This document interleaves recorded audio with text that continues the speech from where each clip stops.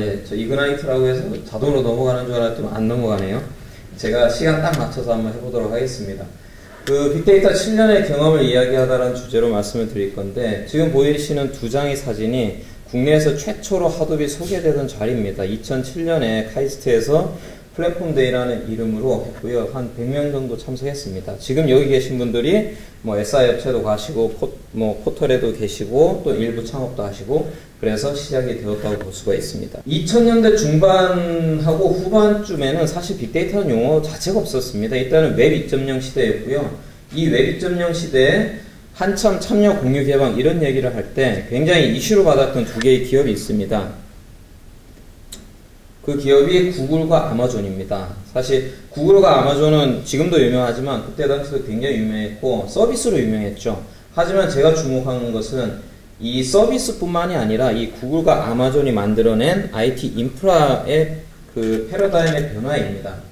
사실 아마존 웹 서비스 같은 경우에는 2004년에 처음 나왔어요. 그리고 이 아마존 웹 서비스라는 것이 사실 그때 당시만 해도 클라우드라는 용어가 없을 때 자기네들이 클라우드 서비스를 만들어냈습니다. 즉 클라우드 컴퓨팅의 3파 역할을 했다라고 보실 수가 있습니다. 자, 그러면은 구글은 뭘 만들어냈느냐? 구글은 사실 구글 데이터 플랫폼이라는 것을 만들어냈어요. 그래서 예전에 굉장히 하드웨어 중심으로 좋은 하드웨어를 쓰던 것을, 저기 왼쪽 오른편에 보이시는 그림이 진짜 구글 서버인데, 저는 굉장히 좀 허접한 하드웨어 위에서 굉장히 많은 문제를 소프트웨어적으로 푸는 방식의 어프로치를 택했습니다. 그래서 저런 뭐 GFS, 빅테이블, 맵리듀스와 같은 그 소프트웨어를 만들어냈고, 이런 소프트웨어들을 다 논문으로 퍼블리시를 해놨습니다. 그래서 이렇게 논문으로 퍼블리시를 하면서 많은 부분들이 구글 데이터 플랫폼을 따라오기 시작했는데, 결국은 유닉스 체제에서 x86으로 넘어갔고, 그리고 하드웨어 중심에서 소프트웨어로 해결을 하는 그런 중심으로 많이 넘어왔습니다. 그리고 예전 같으면은 뭐 프로세스라든가 뭐 그런 쪽으로 좀 컴퓨팅 위주로 가다가, 이런 것들이 이제는 데이터가 중요하다 해서 데이터 위주의 그런 방향으로 진화하는, 즉 IT 인프라의 패러다임을 어떻게 보면 끌어왔다라고 볼 수가 있습니다. 그리고 굉장히 중요한 것이 저런 구글 플랫폼이 나옴으로 인해 가지고 저 구글 플랫폼을 똑같이 베껴서 만든 것이 하드 플랫폼이라고 보시면 되겠습니다. 그래서 논문을 다 퍼블리시를 해놨으니까 요 더그 커팅이라는 분이 자기도 검색 엔진, 오픈소스 검색 엔진을 가지고 있었고, 요 밑에 인프라로서 구글 플랫폼을 그대로 베껴서 하드를 만들어낸 것입니다. 요때가 2004년, 2005년입니다. 하지만 요때만 해도 사실 별로 쓰는 데가 없었어요. 하지만 2007년에 야후가 적극적으로 어댑션을 합니다. 그리고 내부 인프라를 수만 대를 하둡 기반으로 구축을 하기 시작한 것이죠. 그러면서 이 오픈소스의 완성도가 굉장히 올라갑니다. 굉장히 올라가고 2008년, 9년, 10년 쭉 보시면은 사용하는 업체가 굉장히 기하급수적으로 늘고 있는 것을 보실 수가 있습니다. 이만큼 2007년부터 10년까지 이제 하둡이 굉장히 성장세로 가는 그런 시대였다고 보실 수가 있겠습니다. 자, 그러면 국내 역대 빅데이터 어떻느냐? 자, 이게 구글 트렌드로 빅데이터 키워드를 한번 검색을 해본 것인데, 보시면 2011년 말까지 없습니다. 용어 자체가 없어요. 자, 그러면 해외는 어떤가 한번 보시면, 해외도 2011년 되기 전까지는 사실 빅데이터 용어에 대한 이슈가 별로 없었어요. 근데 하둡은 보시면은 굉장히 가파르게 성장하시는 걸 하는 걸 보실 수가 있어요. 말하자면 하둡이라는 그 용어가 어떻게 보면 빅데이터를 견인했다라고 보실 수가 있습니다. 그리고 2007년부터 10년까지 사실 ICT 기업 중심으로 거의 빅데이터가 시도가 됐어요. 요때만 해도 빅데이터 용어가 없었기 때문에 이 기업들이 전부 다 빅데이터라는 것이 아니라 하둡 플랫폼을 구축을 했습니다. 즉 DB가 커버하지 못했던 영역을 이런 하둡 플랫폼으로 해보자 라고 해서 프로젝트들이 진행이 됐던 것이죠. 그래서 대부분 프로젝트들이 다 하둡 플랫폼 구축이었습니다. 하둡 플랫폼 구축이었고요.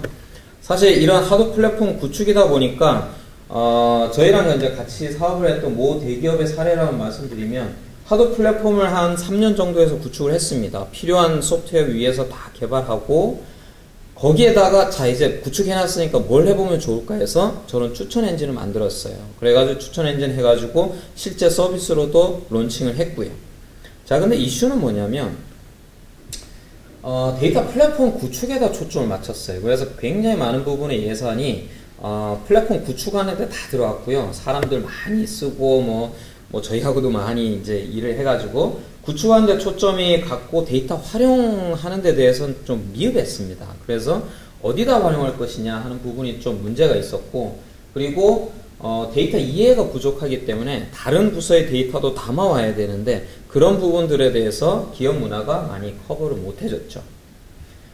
자, 그러면 2011년부터 현재까지는 사실 이제 저희가 보기에는 국내 빅데이터의 도입기라고 보고 있습니다. 뭐 스마트폰이라든가 소셜 이쪽이 데이터를 굉장히 생성을 많이 해내고 있고, 여러분들이 아시건 모르시건 간에 이런 다양한 산업 분야에서 사실 하드 플랫폼을 도입을 해가지고 빅데이터를 하는 쪽이 많아지고 있습니다. 많아지고 있고 이미 성과를 내고 있고요. 자, 그러면은 요런 그 빅데이터 프로젝트를 함에 있어가지고 여러분들이 주목하셔야 될 부분이 무엇이냐, 저희가 한 7년 하면서 얻은 교훈을 다시라는 용어로 저희가 이제 압축을 해봤고요. 데이터, 액션, 컬처, 그리고 인테그레이션, 요 네 가지 포인트에 대해서 지금부터 하나씩 설명을 드리도록 하겠습니다. 자, 데이터는 여러분들이 집중을 하실 부분이 데이터 플랫폼이 아니고 분석과 활용이라는 포인트입니다. 즉, 여러분들이 빅데이터 프로젝트 하시면 저 두 가지가 꼭 필요합니다. 그런데 어차피 자원 한정돼 있고 시간 한정돼 있고 사람 한정돼 있습니다. 어디다 포커스를 두셔야 하냐면은 데이터 분석하고 활용입니다. 데이터 분석 활용은 사람 중심이고 밑에 건 소프트웨어 중심입니다. 그래서 밑에 건 구매가 가능하지만 위에 쪽은 여러분들이 시간을 많이 투자해서 굉장히 내재화를 할 필요가 꼭 있습니다. 자, 이걸 왜 위쪽에다가 포커스를 두셔야 하시냐면은 보시는 것처럼 IT가 굉장히 그 커머디티화가 되고 있습니다.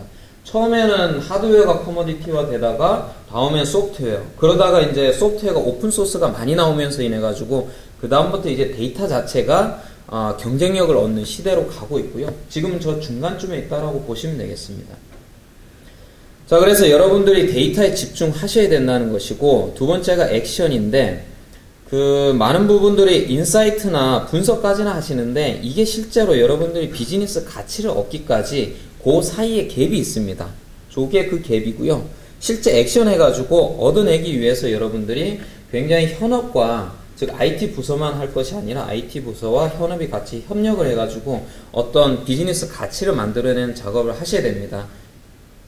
그리고 이제 문화적인 측면에서는 여기 이제 페이스북의 빅데이터 부트캠프인데 얼마 전에 5,000명 전 직원에게다가 2주 동안 일 안 시키고 데이터 분석 교육을 집중적으로 시킵니다. 이만큼 앞으로 이제 기업들이 데이터 분석을 뭐 한정된 사람만 하는 것이 아니라 모든 기업 구성원들이 다 데이터를 바라보는, 그래서 필요한 분석은 물론 낮은 수준의 분석이겠죠. 그런 정도는 할 수 있는 정도로 아마 바뀌어가게 될 것이라는 것입니다. 그리고 마지막으로 인테그레이션인데, 사실 뭐 빅데이터 하면서 그 뭐 하둡 얘기하니까는 하둡이면 다 될 거다라고 생각하시는 분들도 있는데, 사실 하둡이 만명통치약은 아니고요. 기존의 데이터베이스하고도 같이 공존을 해야 되고, 그리고 기존의 데이터, BI, DW에 담았던 데이터하고도 같이 통합을 해야 되는 니즈들이 있습니다. 그래서 뭐 스몰 데이터라고 요새 또 굉장히 이슈가 되고 있죠. 그런 데이터들과 같이 유기적인 결합을 여러분들이 잘 하셔야 된다는 것입니다.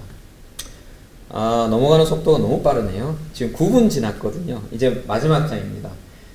사실 여기 이제 마지막 장으로 이제 빅데이터가 미래 성공의 키라고 이제 말씀을 드리는데, 사실 여러분들이 빅데이터 나오면서 저 빅이라는 용어에 굉장히 혼동을 많이 하십니다. 그리고 어려워하시고요. 어려우시면 빅을 떼시면 됩니다. 빅 떼시고요. 여러분들은 데이터에 집중하셔야 됩니다. 즉, 데이터 관점에서 기존의 그 BI나 DW를 어떻게 볼 것이냐, DB를 어떻게 볼 것이냐, 분석을 어떻게 새로 할 것이냐. 빅데이터는 무엇을 더해주는 것이냐면은 기존의 보던 관점에서 새로운 기술을 한번 접목해보자. 뭐 하둡이라든가 뭐 이런 새로운 기술을 접목해보자. 그리고 우리가 이런 데이터는 안 봤는데 이런 데이터를 다시 좀 볼까? 라는 이런 관점. 그리고 예전은 그냥 리포트 쓰고 말았는데 그게 아니라 정말로 서비스에다가 같이 접목을 해가지고 어떤 가치를 끌어내는 그런 식으로 실제 정말 데이터에서 가치를 끌어내는 그런 방향으로 드라이브를 거는 것이 빅데이터라 보시면 되고요. 그런 것을 하는 것이 여러분들이 미래 사업의 성공의 핵심이라고 생각을 합니다. 이 정도로 해서 10분 딱 마치도록 하겠습니다.